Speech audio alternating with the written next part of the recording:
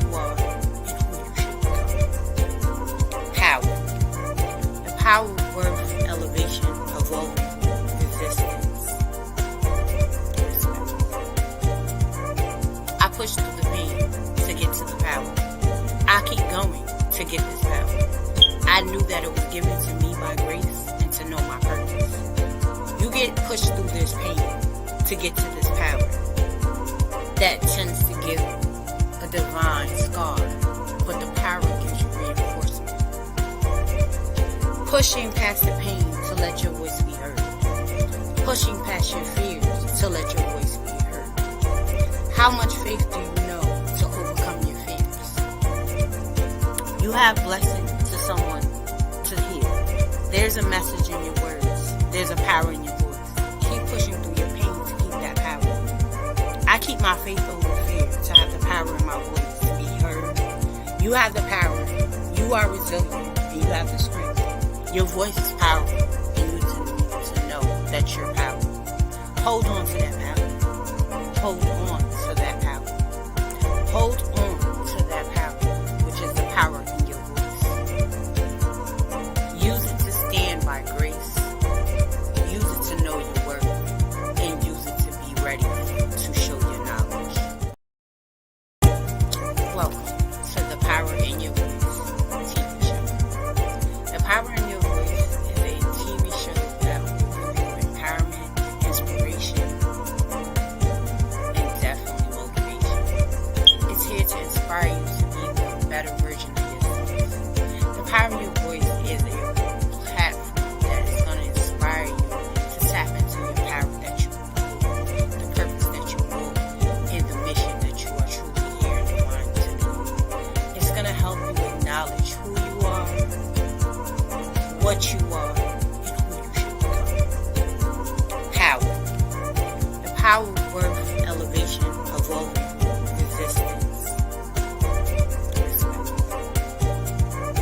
I push through the pain to get to the power. I keep going to get this power. I knew that it was given to me by grace and to know my purpose. You get pushed through this pain to get to this power.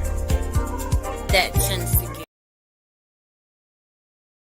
up my intro because it's acting up. So Oh, we gonna let the devil stop trying to do what it's doing I today. know. It's Right. okay. It's doing a lot. But hello, thank you for tuning into the Power in This Voice. We've had a little technical difficulty with my intro. Sorry. You know how life like to work and do what it does. But I like to thank you for being on the Power in Your Voice today. Can you tell the people who you are and where you from? Yes, my name is Noor Jihan Alhaq, and I am from Clarksville, Tennessee. Awesome, awesome. So today, can you tell us a little bit of your story because I know your journey has been definitely a triumph. Yes. But before we get to your story, hmm what do you feel made you start walking in your purpose? Well, what made me walk in my purpose was when other people kept asking me to share my story. Hmm. When I first went public with it, and they said, please don't stop sharing your story because it's going to help so many people. Which is absolutely true. And you know, this month is domestic violence awareness. So this is hmm really near and dear to me.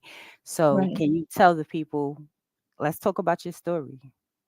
Okay. So my story begins where I was actually in an abusive relationship. I didn't even really realize that it was abusive because it was so subtle, but it was back in 93 when I was dating my son's father before he was my son's father. But I was 18, he was 20.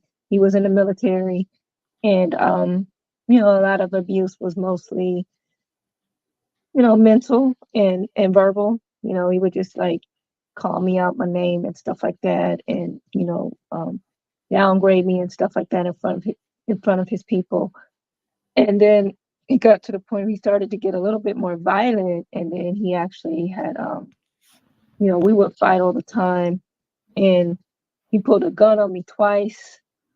Um, I was actually pregnant at the time he pulled the gun on me on the first time, but basically what happened, so he was, like I said, he was in the military, and I I was in college at the time that I was dating him. And I had told him, because I had just got back um, from Detroit. So when I actually met him, my sister, she's the one who hooked us up. And so when I got back from from Detroit, I already had somebody that was ready to meet me, and I really wasn't trying to, real, serious relationship at the time. Like I said, I was 18. And so he had a 4-year-old son at the time already. So he had a child at 16, but they said that when you come to Alaska, there's not a lot of women there, right? So um, that's why he was a player. Mm. And so we end up hooking up, but it was too soon. It was really too soon that we hooked up, but I still told him I really wasn't ready to be in a serious relationship or anything like that. But then I had found out that he wasn't actually faithful. He had cheated on me.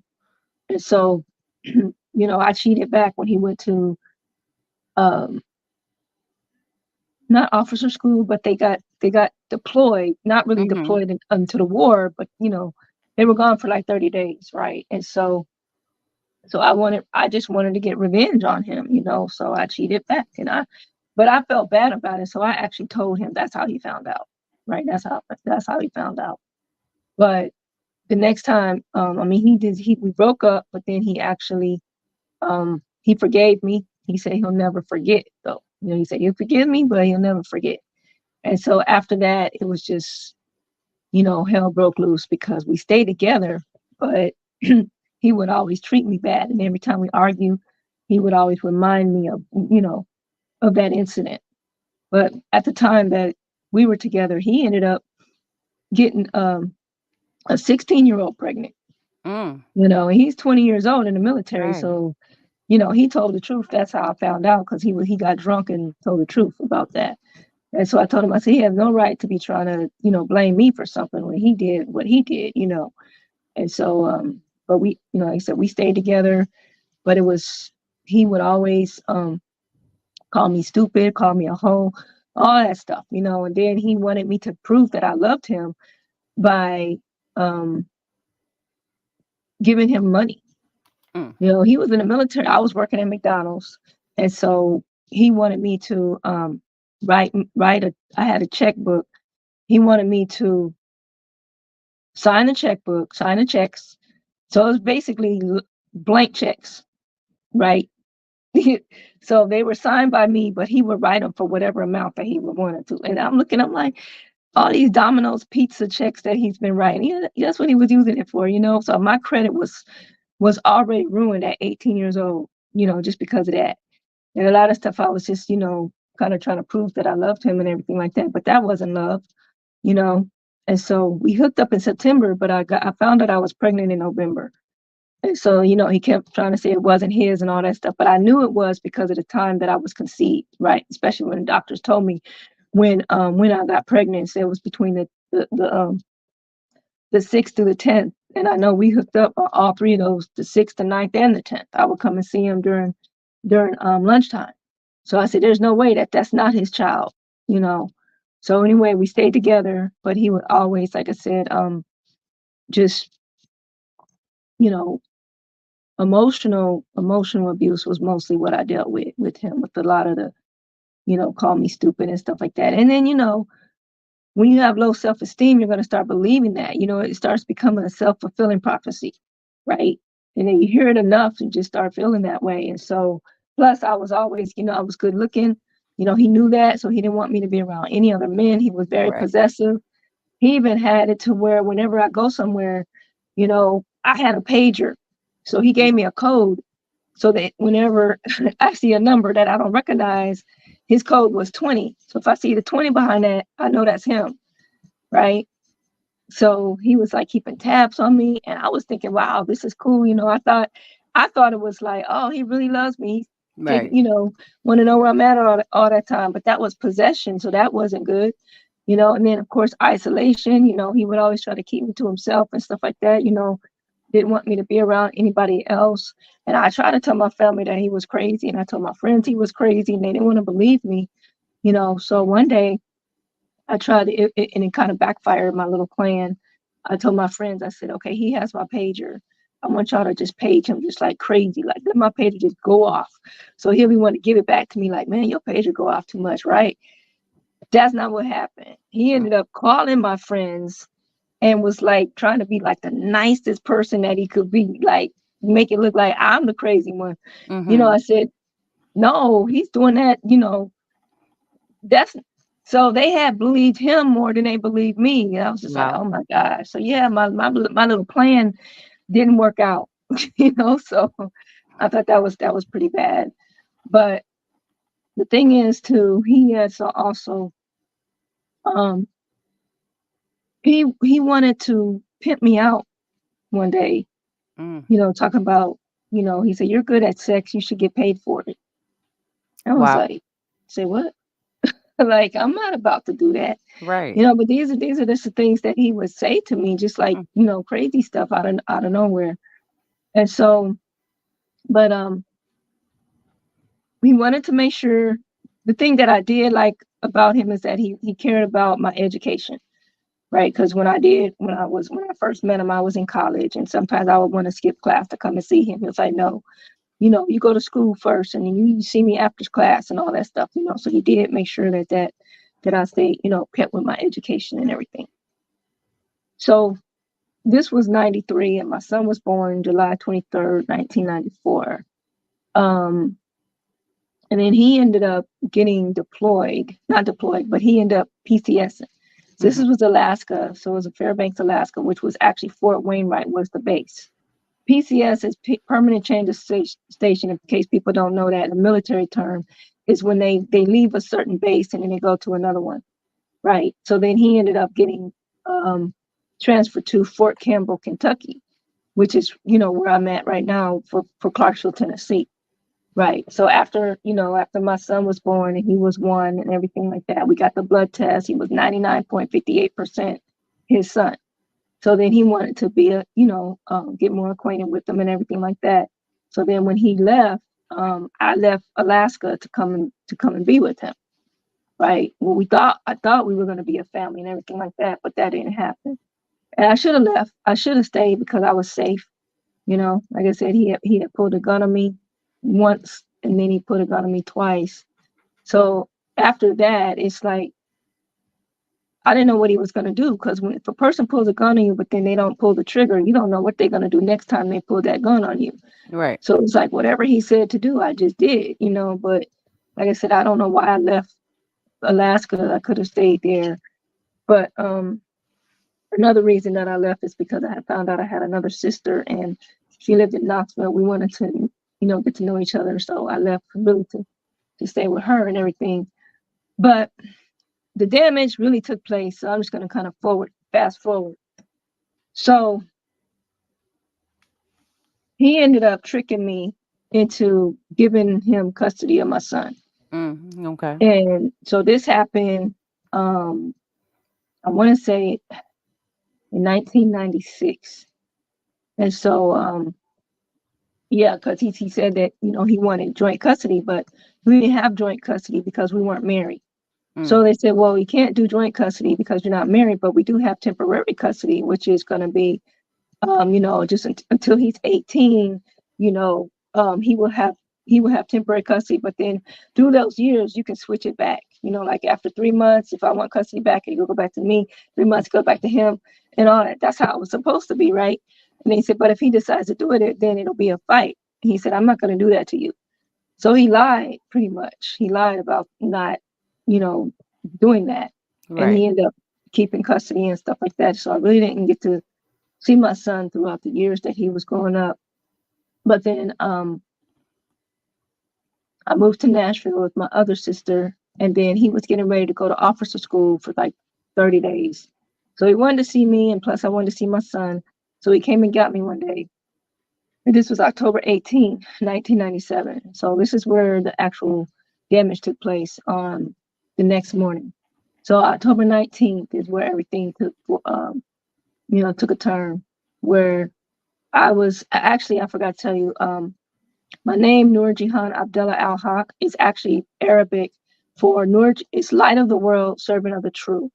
But in 96, I had went to church with his mom. She invited me to go. And then I had actually gave my life to the Lord. So then I went from, being a Muslim to Christianity. And so then, I started living for the Lord and all that stuff. But then that day, he wanted to get ready to go to church, and I wanted to go. He said, "Whose church?" I said, "Your church." He said, "No, you can't go because you're here with me. My mom's gonna know that you stayed the night. And she don't like that being in the house. You're not married and all that stuff. Um, so I was like, okay. So he said, "Well, I can take you to the Greyhound station, and you make it look like you came on a Greyhound or whatever. And so I was getting ready to go get dressed, and then I heard a voice.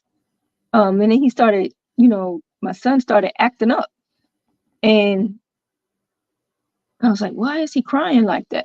But he was screaming. And I heard a voice go back there and said, go back in there with your son. So I was like, all right. So when I went back in the room, I saw him up against the wall holding my son. He had his hand up, then he had his knee in his back. I'm like, what are you doing? I said, what are you doing to my child? He was like, I'm not doing nothing. I said, why is he screaming like that? He said, ain't nothing wrong with him. He just acting like this because his mama's here. I said, okay, well, what is he doing? What are you doing when I'm not here? Right? Because he said, are you accusing me of abusing him? I said, well, that's what it looks like. So he got in my face. Oh, I told you about trying to accuse me of abusing my son, poking his finger like this, right? So I'm like, you're violating my space right now when you're in my, you're doing that.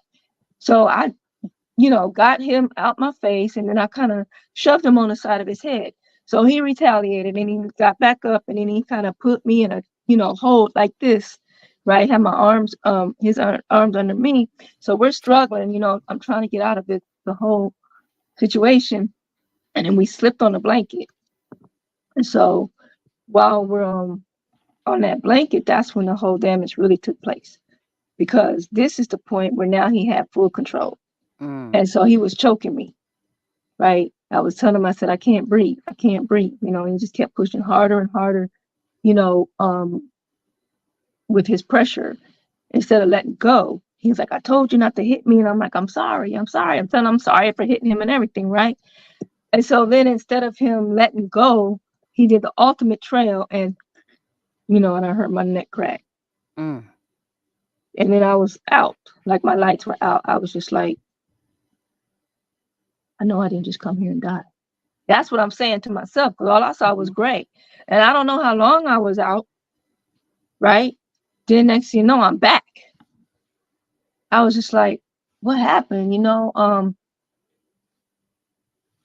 It was just, I didn't know where I was. I said, where, I was in shock because I was still here, right? But everything was quiet, and then he rolled me over. Noor, are you okay? And so I was like, what happened? And I don't know, but I was like, I can't feel my legs. And so at that point, he panicked. Well, he said he panicked. I don't know, but I was trying to tell him, I said, I can't feel my legs. What's wrong with me? And all this stuff, right? And then he was like, I don't know. And so then I feel, my neck is all wobbly and everything like this, but I was hot. So he kept trying to bring me like ice and stuff, trying to nurse me back to health himself. I forgot to tell you, his brother was there, and he was like, just tell mom I'm not going to make it today or something like that. So he left with the car, right? His mom's a pastor. And so, her church is long. It was like 3 hours before I even got any medical attention. Oh, wow. Yeah. So he made the paralysis worse by trying to nurse me back to health himself, and trying to get me to move, trying to lift me up and trying to tell me, hold on to him, pull up on his neck and everything like that. I'm like, I can't do all of that, and just all kind of stupid stuff, just that the wrong stuff that he was doing, And then I said, well, I think you broke my neck. He said, your neck ain't broken, because you wouldn't be able to tell me that your neck was broken if it was broken. Right. So I'm sitting here like, yeah, you're right. So I said, what's wrong with me? And he didn't know. So like I said, he's just trying to pull me back, bring me back to health himself. And then my son, he was trying to get on me. He's like, mommy. I was like, no, son, get off of mommy right now. I'm sitting there. I could see him on me, but I couldn't even feel him. Right. I couldn't even feel him pouncing on me, but I could see him. So I was like, no, just, get over there and wait until his brother got back. And so then, this is upstairs. So when his brother gets back, he said, we got to take her to the hospital. So instead of getting some help to where, I would have some stability on my neck or something, they're both taking me down these steps. So he had one half of me and his brother had the other half of me, right? And so my neck is sitting there doing like this, like a bobblehead, going down them steps because there was no stability. So then, he laid me in the car with the seat all the way back. And then, of course, he apologized. He said he was sorry. We prayed and everything in the room. But then he told me to let them know that he came up with a story. Well, actually, I was telling him, I said, well, he's like, I don't want to go to jail. Jail is like hell, right? And I was like, well, what's more important, your career or my life? He was like, your Right. life. I said, okay, well, then do something, right? And so, when you're with a partner, you're gonna lie for them or whatever, right? I mean, we weren't together anymore, but still, he told me to tell them that I was playing with the baby and I slipped on some water and fell down the stairs. How did I know it was going to be that you slipped down the stairs?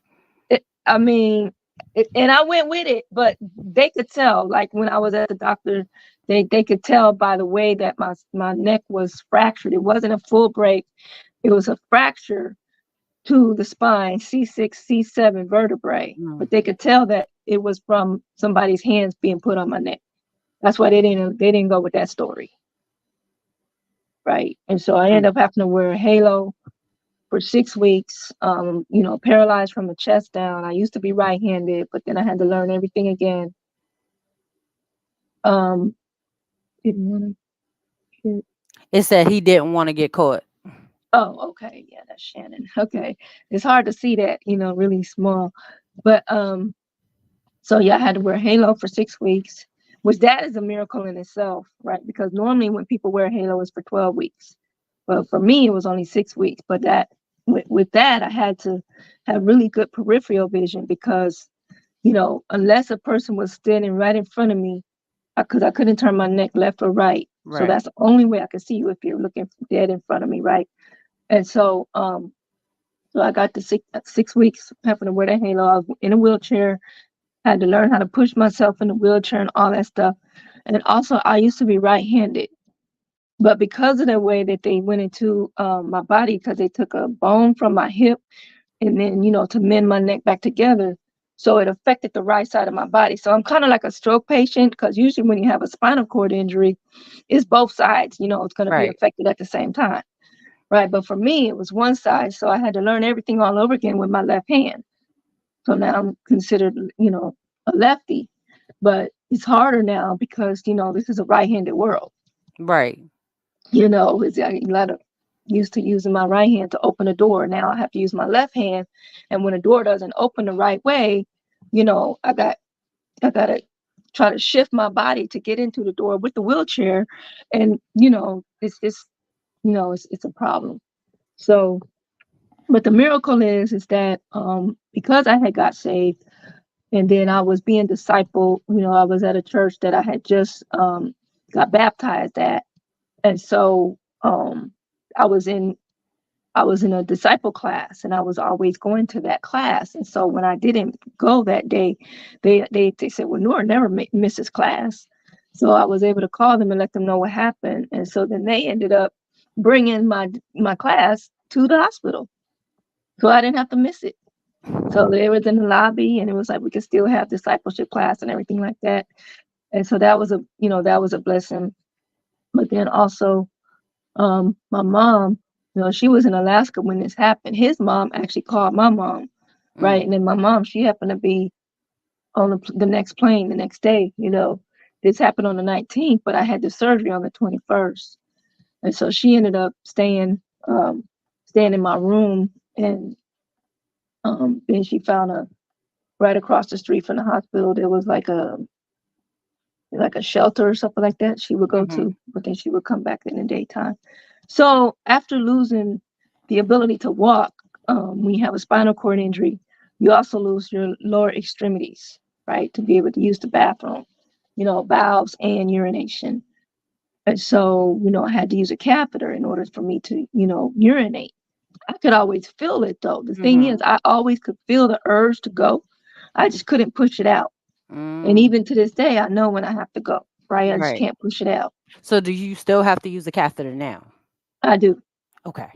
I do still have to use a catheter now, but that's only because um, after I had gotten, rehabilitated and, got my life together and everything like that, I was actually able to go, but it was like overactive. Okay. Right. It was like I mean, it could get triggered if I just go across when we're in a car, we would go traveling, we go across a bump or something to trigger my Right. bladder, right? And so I was always wearing them, adult Depends. diapers. Right. Yes, yeah, that depends. Yeah. And then I happened to find out one day that it wasn't overactive bladder, it was actually retention. It was like a balloon Mm, that will never deflate. That's what got my bladder was doing because even though I just went, there was always still some urine there. something in there. Right. Right. But because of my hand, I could not grip to be able to cath myself. Right. So that's why when I saw a urologist, he said, "You're not going to be able to do this. So we're going to have to give you a Foley." I said, "What is that?" And that's when he told me it was a Foley catheter that stays in and get it changed every 30 days and stuff like Mm, that. So like I said, I had gotten independent and I even went back to school and everything. But my bladder got ruined actually from my job because I was working at mm, a job for 11 years at a call center, and we mm, had to stay on the phone until until our call was mhm. resolved. And so I Right. would hold my bladder a lot, and so by me doing that, I kind of ruined my bladder, you Got know. But but yeah, so those are a lot of the health issues that I deal with, and with the catheter, you can get chronic urinary tract infections, right. or it gets clogged, or it can come out. A Right. lot of that stuff is going on, and so yeah, it totally has been a disruptor, with the whole situation. The fact that nothing happened to me. This was October '97. Mhm. We didn't have a court date until May '98, Oh, a whole year, like a year later? almost a year later. And Wow. by that time, I was actually pretty much walking again, right? Right. Because I had got rehabilitated for 2 years. I mean, I'm sorry, 2 months, and then me and my mom, we found a place to stay in Smyrna, and then I was going to rehab. So I learned occupational and physical therapy. And the good thing about, and the fun, well, I won't say the fun thing, but at this time, now my son is 3, Mhm. right? And we had it to where I had visitation. So he would come with me sometimes when it was my weekend with him, Mhm. and he would come with me to physical therapy. And so one time I was in the bars, to learn how to walk again. Mhm. And he was like, "You're doing a good job. Good girl, mommy." And that was just inspiration, Right. hearing that from him at 3 years old, saying that. So that made me really want to walk again, just for him, Right. and so after that, I forgot where I was going with that story, but I started walking again. And at first I was using a walker. Then I had graduated from the walker to the cane. Okay. Yeah. So you no longer use the wheelchair at all anymore. It's just the cane now. No, actually, I do still have my wheelchair Okay. because even though I was able to walk again, it's Mhm. only so far that I can walk until I get tired. Got you. And so I have it because if I have to go somewhere that's a lot of walking, then I use my wheelchair. Like when I travel, like I just got back from New Orleans, right? And that's when I Mhm. had a sold out event with my book. And I use my wheelchair there. Okay.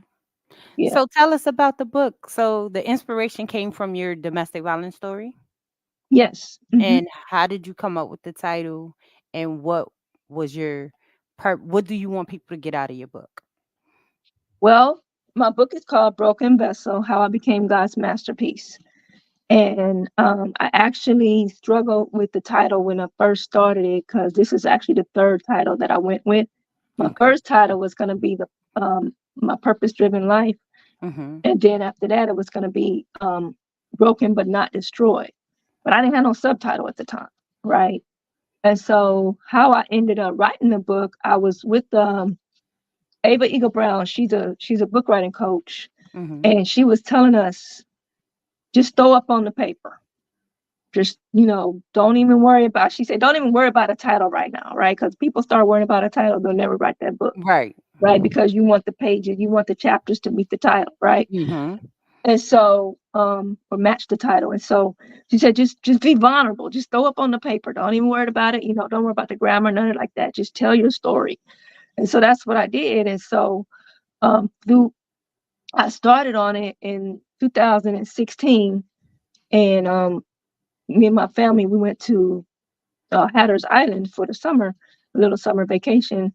And while everybody else was out doing their little vacation and stuff like that, I had my notebook and I was writing. And my cousin's like, "What you doing over there, Nora?" I said, I'm writing my book." And they're like, "You're writing a book?" I'm like, "Yeah." So I wanted to continue writing it. And so then I got to the point where it got too much for me to write. And so I found my hands started getting tired, is what I'm saying. So I found a little app. I just Googled an app, how you can transcribe it. And so I Mm-hmm. spoke the rest of my book. So I have 9 chapters. So the last 2 chapters I actually spoke into it. And then I just, once I was done, I looked it up on Microsoft Word, pulled it up, and then fixed all the grammar and everything like that. Right. And so I finished it um actually around midnight of 2017. So I normally would go to watch night service, but this time I didn't. I stayed at home because I said, I want to finish this book, right? Mm-hmm. And so I prayed in the new year by myself. And then I finished it in 2017, like right at midnight. And so I've been sitting on it. I really been sitting on my book for 6 years. But there was some different publishing companies that I had gone through that I was thinking about using, and they were too expensive. Like they were way up there, they're like, "But you want to be able to get into Barnes and Nobles and Books a Millions and all these big top names and all that stuff, Right. right?" I'm like, "Yeah, but I ain't trying to pay that type of money either." So I said, Right. "I'll just wait." So at the time, I still had just Broken Vessel because I thought about it. It was going to be chapter 9. That was going to be my chapter's title, right? I was watching John Hagee one day, and this is how he got the concept of broken vessel. He said, when a vessel is broken and you try to put it back together, it's never going to go back to its original state, right? There's going to always be some pieces missing. And so with those missing pieces, the light is going to shine through those pieces. Mm-hmm. But if it's put back together whole again, the light can't shine through it. I was like, "Oh, that is so powerful," right? So like I said, that was going to be my chapter 9. But then as the years gone by, I went back and revised it a little bit.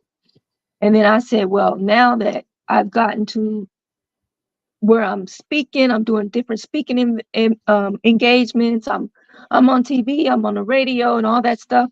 So I changed chapter 9 to I'm a seed about to be planted.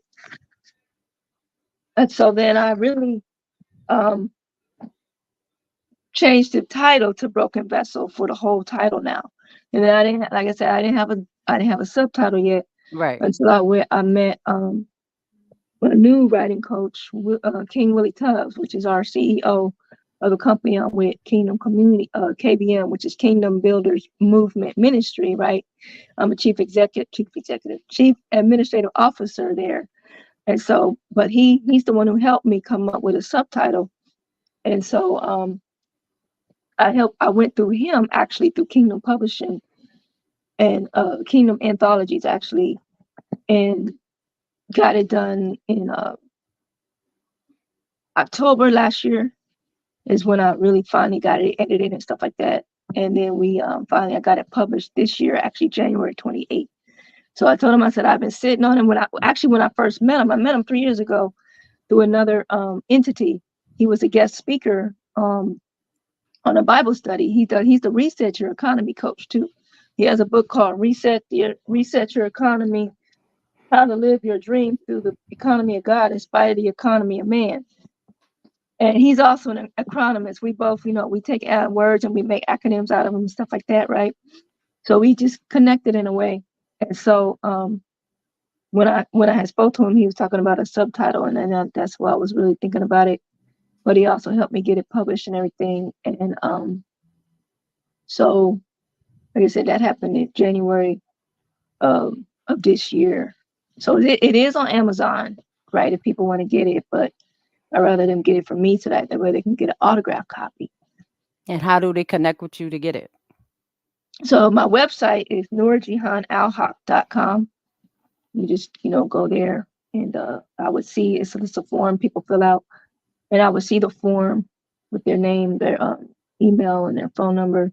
So what I'm doing right now too, I'm in the middle of revising it, because I've gotten people. This is another secret that Willie told me how to get your book to be a bestseller, is by having people make reviews about your book. So I have over like 50 people, that read the chapters and stuff like Mhm. that. Some of them read the whole book. I wanted them to just read one chapter, right? But they Right. couldn't put it down. So they were like, "Oh, I didn't know I was only supposed to read that chapter." And they read the whole book, So yeah, I'm working on a revised version of that, and also on an audio book for it too. Now, is there So going to be a book too? not a book too, just a No? revised version. And then, well, I do want to do another book, but it's going to be a book of poems. We're going to And that's what I collaborate. mean. Like, were there any Yeah. more books to come? Yeah, there's going to be some more. At first, I was thinking about doing a sequel, Mm-hmm. but then he was teaching us, we're also learning how to write our book in our classes with him, with with KBM. When you become a founder, he has a writing class that you're able to take that class for free. That's normally a $5,000 class, right? So he's teaching us how to write a book, but not as the way that I wrote it, Right. right? Because the way I did it, I did it in a chronological order where, I did it from certain events, right? So Mm-hmm. it starts out from my age 12 up until age 40 is how I wrote the book. So each chapter is from each, different incident in my Right. life. And so that's not how you're really supposed to write a book, according to him. And so it's just like everybody's working on their number one book.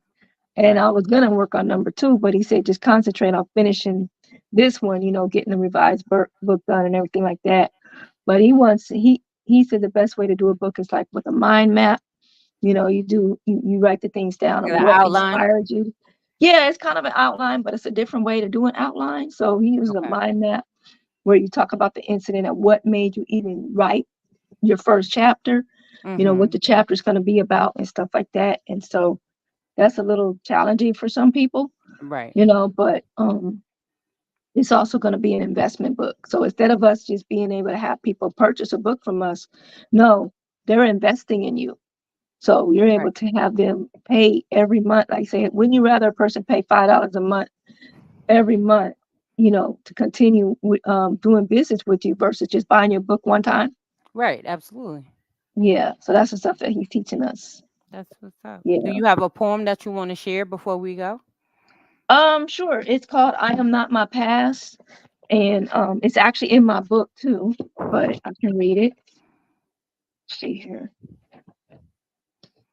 All right. I'm going to give you the full screen. Okay. All right. So it says, I am not my past. To all my haters out there, I have something to say. So you can either listen or feel free to walk away. If you weren't with me during my past, then don't judge me about my past, because I am not my past, and my past is not me. My past doesn't define me, but my past is behind me. My past is a part of my destiny, and it's just a purposed assignment for a strong testimony. We go through things when we let sin in our life, and that's when we're left with misery and strife. But the devil is a liar, and Jesus is the truth. So I say, get thee behind me, Satan, you evil sloot tooth. I denounce you as my friend, because you lead me to nothing but sin. And when it comes to the gates of heaven, I want to make it in. And I am not my past, and my past is not me. If you're looking for the old me, you're knocking on the wrong door, because that person doesn't live there anymore. You thought you knew me then. Well, let me introduce you to my new friend. His name is Jesus Christ. He is the way, the truth, and the life. If you want to break me down, then you got another thing coming, because God made me strong and a phenomenal woman. If you're not trying to build me up, then keep your comments to yourself, because all that negativity is bad for my health. You think this is a game? Well, I think you're pretty lame. But I don't play around with my life, and what you just said cut like a knife. God can turn a mess into a message and trash into treasure. And when it comes to the choices in life, they either make you bitter or make you better. So he who is without sin, go ahead and cast the first stone, because there is no one perfect, no, not one, but he who sits on the throne. And I am not my past, and my past is not me. I'm not trying to pass judgment. I just want to live my life right. I'm a type of person who can turn darkness into light. They say when the light comes around, darkness has to flee. So you're either for me or you're against me. But the real recognizes the fake, and you ain't nothing but a snake. And with the lifestyle you're living, will never get you through the gate. So do me a favor, that is, if you don't mind. Please stop trying to be a fake friend of mine. And I am not my past, and my past is not me. I plan to walk the roads that are narrow, not crooked, but are straight. So you better follow me before it's too late. Because when the trumpet sounds, I don't want to be on the ground, but I want to be in the air where all my enemies are left to stare. My purpose in life is to walk through the gates of pearl, where we are forever young and not old, and the streets are paved with gold. And when I get to heaven and I see my Father's face, as I look into his eyes, I will stand mesmerized, while he looks at me and says, "Well done, thy good and faithful servant. Thank you for believing in my son. Now the battle is over, and the victory you have won." Give her some snaps because that was awesome. Thank So, what you. inspired that poem? Really, what inspired it was my son's aunt.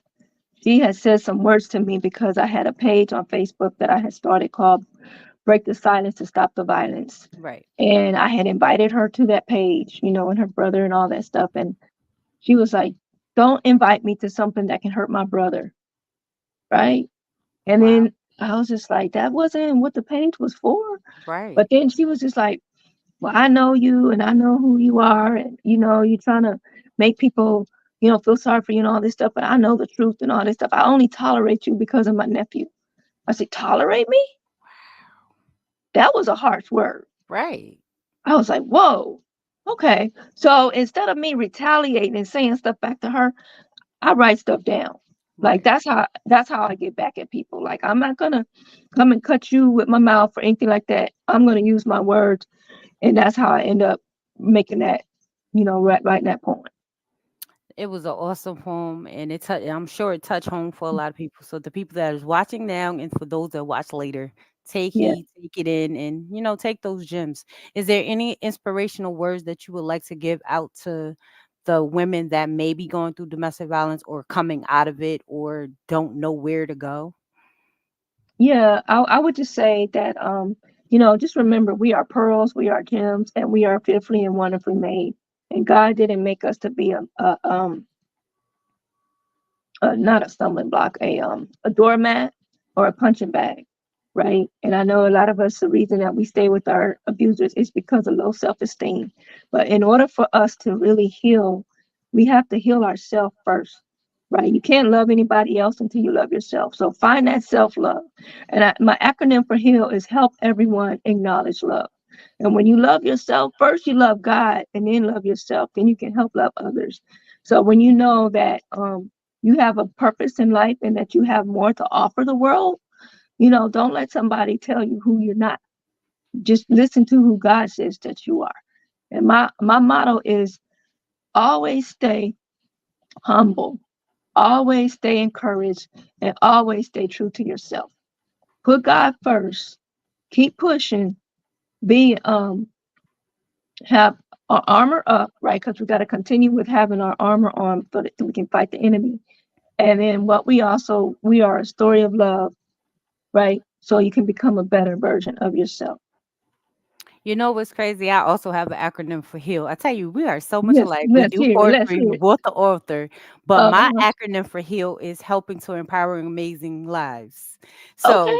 you know what I'm saying? Like it's crazy I that love it. everything is just so connected Mm-hmm. in the same thing, because as far as you also saying about becoming a better version of yourselves, with me, mine is about unmasking people to become a Mm. better version of themselves. So Taking off I that mask. absolutely. I'm all Right. for the removal of the mask, because a lot of times, like how when you created the page for domestic violence and she came on the page, but that was you for your peace and your freedom and you helping out and speaking out for people.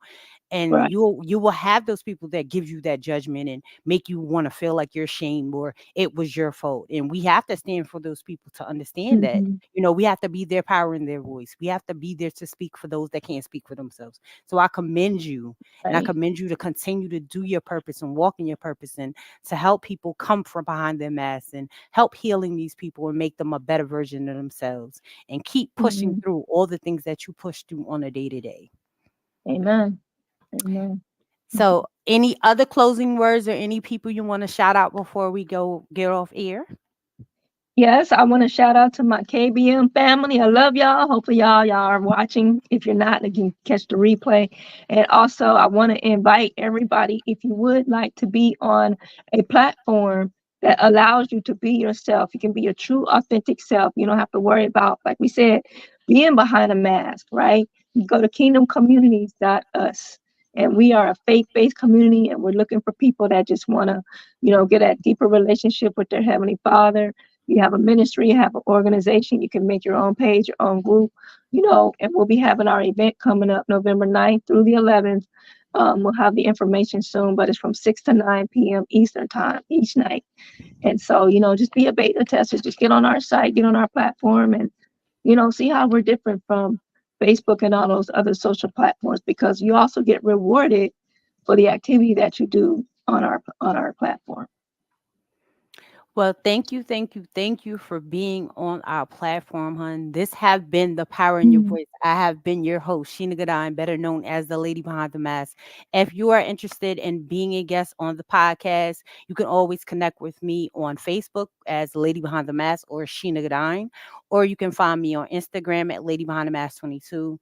You can hit me on my email at sheenamastermotivation@gmail.com, or you can find me on my website at www.sheenamastermotivation.com. As always, it's been a pleasure. We are always here to motivate, inspire, and empower. I thank you, Love and it. y'all guys have a great night.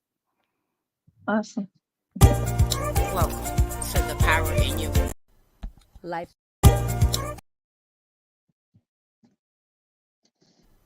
life struggles. When life tries to fight you back.